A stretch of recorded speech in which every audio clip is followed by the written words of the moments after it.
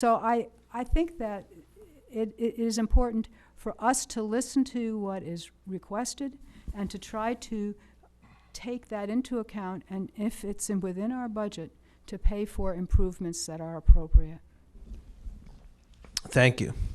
The next question will be from Pastor James of the Concerned Clergy of South Miami. My question is to both of you. There's been talk already about annexation. My question deals with annexation, and it says, and I just want to ask it. It says, with the possibility of annexing other areas of the county into the city of South Miami, would you be willing and ready to have the conversation or to carry out changing the way elections are done in the city of South Miami from at-large to single districts? And that goes to Sally first. I don't really know how to answer that. I'm not sure what the benefits would be one way or the other. I think it might make a whole lot of sense, but until I knew what the population was, what the demographics were. Let me clarify. Yeah. While you're asking. I'm asking this out of the demographic of the African American community, Yeah. Which would, with the proposed annexation, its vote and its voice would be significantly decreased. Mm-hmm. Would you then be willing to talk about changing from at-large to single districts so that we can have representation on all fronts? I would be certainly willing to talk about that and to think about it, yes. Absolutely, Pastor James. It's one of our biggest problems facing South Miami, is we do not have representative government. As I mentioned, our boundary extends from Kendall Drive, from 88th Street down to Bird Road, 48th Street. Commissioner Valerie Newman, Commissioner Walter Harris, current Mayor Stoddard, and Sally Phillips live within half a block of each other. That is not representative government. Again, they live within half a block of each other. The city is 2.5 square miles. Another candidate in the other seat, Bob Welsh, only lives a couple blocks away. You can listen during public remarks, you can read your email, but ultimately the way you stay in touch with your constituents is doing what I do. It's running through the neighborhood, walking your dog through a neighborhood, and listening to people. They're listening to an echo. It's the same neighbors over and over again. And as far as the elections, we should move the elections back to the same day that City Miami has elections, Miami Beach, and Hialeah. Our current date favors the, pardon me, may I have an extra 10 seconds? Actually, I will offer, give you another 30, and I'll give you another 30 on the issue of elections and charter as well, because I think it's an important issue. Yes. I'd like to see all areas represented. But getting back to our current elections, right now our elections favor the incumbent. Our elections start, the first business day after the election period was on a holiday. It was on Martin Luther King Day. Our election is on Valentine's Day. In February, people are not accessible for a month. You have Thanksgiving, you have Christmas, and you have New Year's. And if you look at the weekends, in between our the end of the filing date, which is Friday, which is a month before the election date, those weekends are filled with, playoff games and the Super Bowl. For me in particular, this weekend's my biggest weekend of the year with the ING Miami Marathon, and that is your core canvassing time where you reach the public is on the weekend. So it favors the incumbent, though in this election we only have one incumbent. I want to make it fair going forward. So I would certainly like to move it back to the same day as other elections, and though South Miami will not receive the same coverage that other cities will, when you hear about a general election in Miami Beach or Hialeah or Miami in the news or in the paper, we remind you, oh, that's right, we also have an election here in South Miami. Thank you. Thank you. Was that 30, or we're under 30 still? Absolutely. I was making sure it wasn't over 30. Sally, would you favor moving the South Miami election to a different date, August with the primaries, or November for the general election? I might. I don't see any. I haven't any reason not to. So I certainly would think about it. I mean, I don't know why I would oppose it right at this point. But of course, it's not something that I've done any research to or thought about. I do think that South Miami as a whole is a very small city, and I'm not sure that it is fair to think about, because 4 or 5 people 10 seconds still. I've come from the same neighborhood, that that these 4 or 5 people have deprived anybody else from running. I think the process is open to all, and I figured they must have been doing a good job, or there would have been more people running from other areas of the city.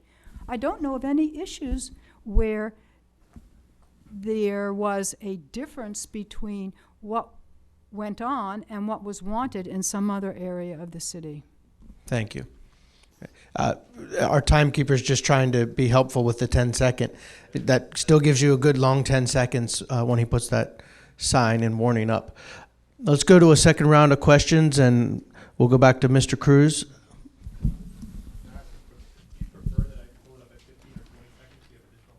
You know, for a brief second there, something came on the screen that looked like big, large numbers.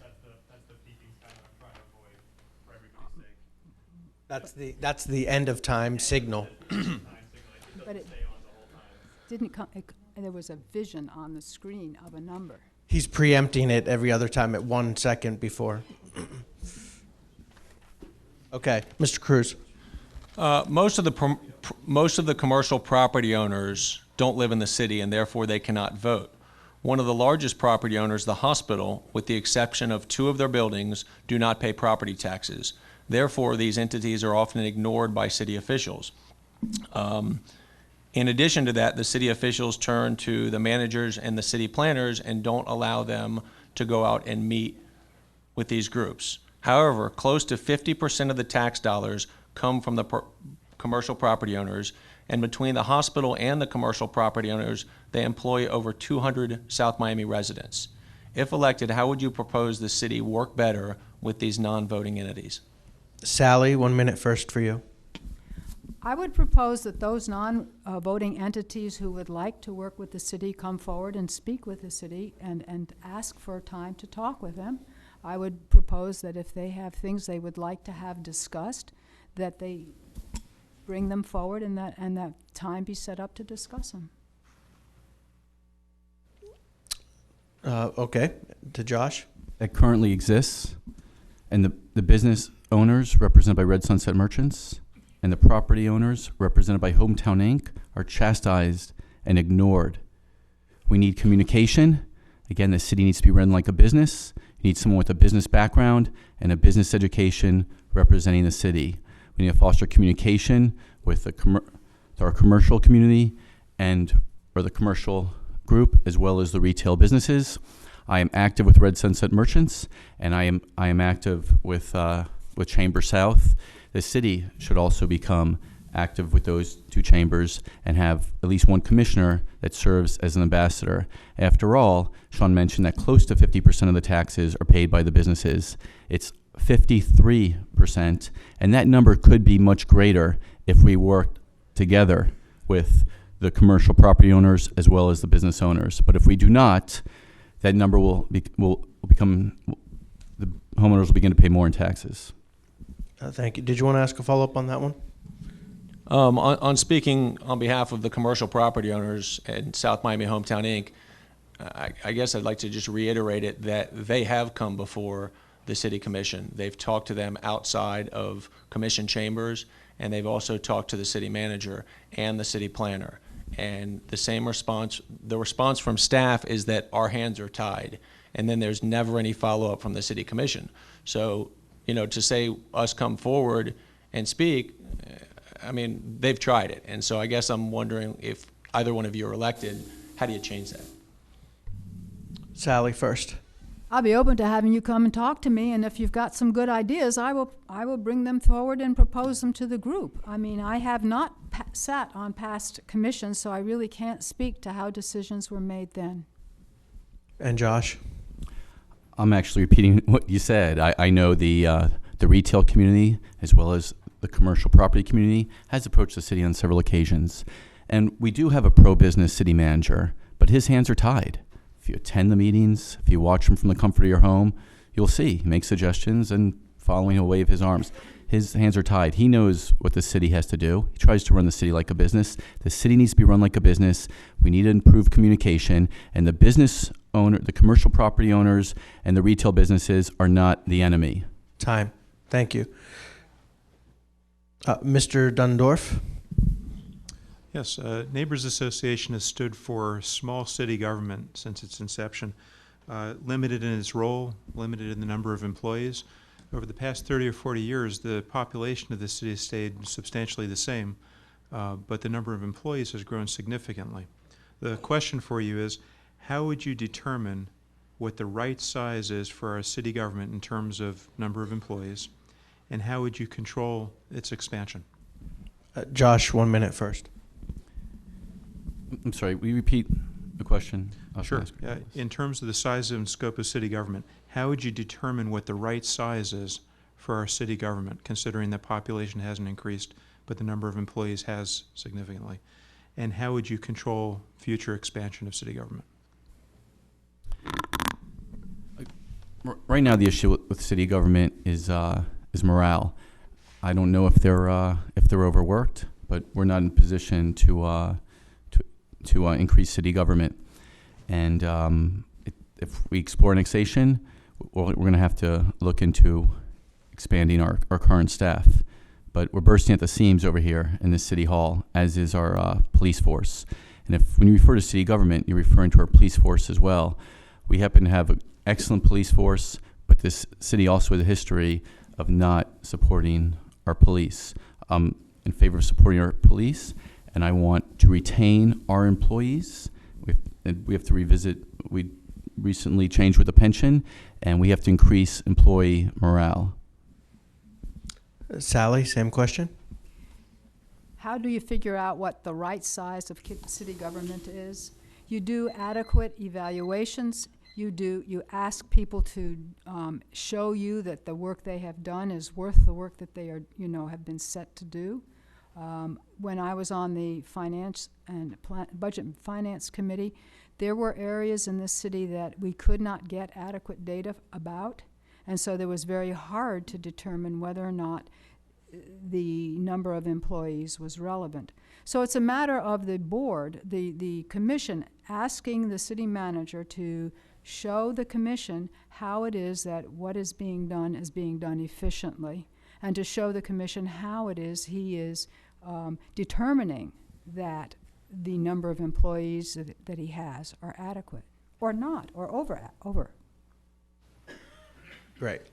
Okay, next question, we go to Mr. Huseby. Can I elaborate on the previous question? Did you get a chance to answer that one?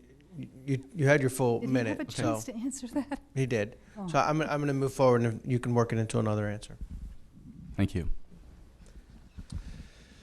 Special events in South Miami. Now, this generally refers to the 2 art shows we have, the Elves Parade, Safe Streets Halloween, and the Twilight 5K Run Walk.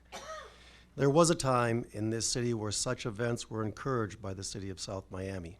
This past year, the city imposed an additional $10,000 fee on one of these events. This is beyond the usual police, parking meter, and public works cost. Now, the fee was eventually refunded. However, it was may I say, an interesting time before the fee was refunded. And I question the whole reason that it was even imposed to begin with. My question actually is, can you see a reason that such a fee or one similar could or should be imposed upon a special event? Sally's first on that one. No, I don't see a reason for it, but I don't know what the reasoning was at the time. I do know that the Budget and Finance Committee encouraged or proposed that a line be put back in to support the special events. That line had been cut for reasons, I believe, of that being seen as a place to make our budget more balanced. However, we were encouraging them to please put that line back in, because it should not be a last minute reaching into some other funds to help pay for these very important events. I'm not sure that I can answer your question about why or why not a fine or a fee. And the same question to Josh. I can answer your question. The city continues to tax the businesses. I want to bring more events to South Miami. Community is very important to me, and as I mentioned, we have the best community in Dade County. We need to bring more events. It should be less expensive, and we should streamline the process. Bless you. We almost didn't have the art show because of the fees being imposed to Chamber South. I want to be a voice for my constituents, and I believe that the residents of South Miami want to continue to host the art show in addition to a number of other events. I've reached out to the University of Miami to bring the arts to South Miami. After all, they are our neighbor. The boundary is Red Road, and Coral Gables may not be interested in housing their arts, music, and theater, and that's something that we can bring here and host in South Miami, either in a park, in our community center, or in a church. Thank you. Thank you.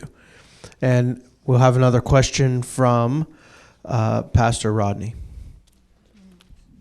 As was stated earlier by Mr. John, the African American community has a long history in South Miami.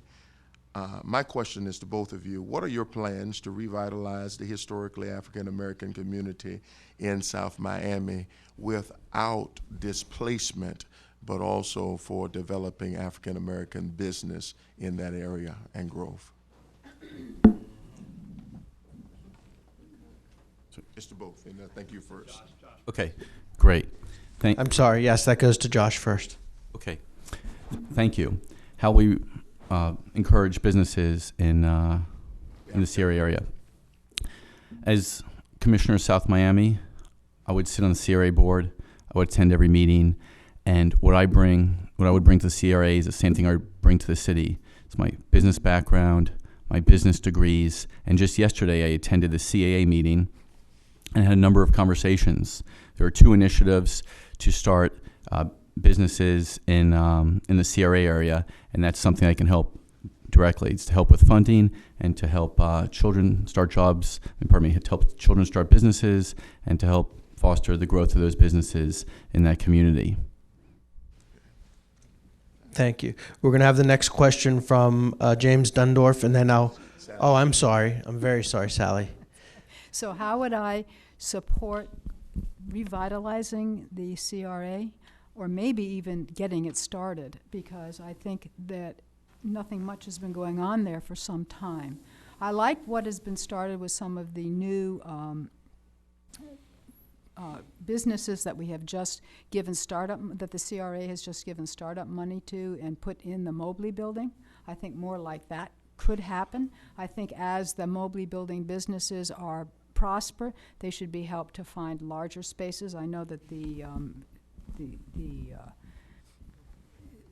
barber shop is much too small, and I think that when people are, if there are projects to revitalize housing and people have to be displaced, that there should definitely be ways that they can be housed close so their kids can continue to go to their schools, and that they should be assured that as soon as that housing has been renovated, they are back into it.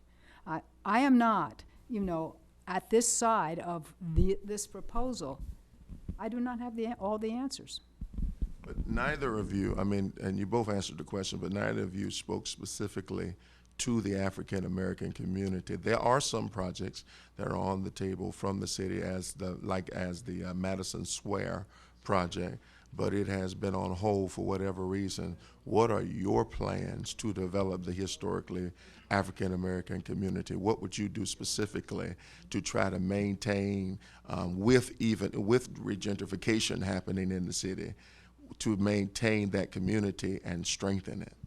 30 seconds each, Josh, and then Sally. And I apologize. Again, at the CA meeting, they're referring to a couple Head Start programs. I reached out to the person that was championing that initiative and said that's something I'd like to help with specifically. In reference to Madison Square, the city continues to handicap their project. It's just not feasible at 2 stories. Unfortunately, it is not feasible. We have to go up in order to make that work, and I am for revitalizing that community. Sally? I don't know a good answer to your question. I would need to think about it and to consult with a lot of other people and get their input as to anything, just as I would for anything that I don't have any ready or good answers for. I want to include other people in helping me make my decisions. So I would come back to your community and say to you, what do you need? What do you think would be useful for me to support? Because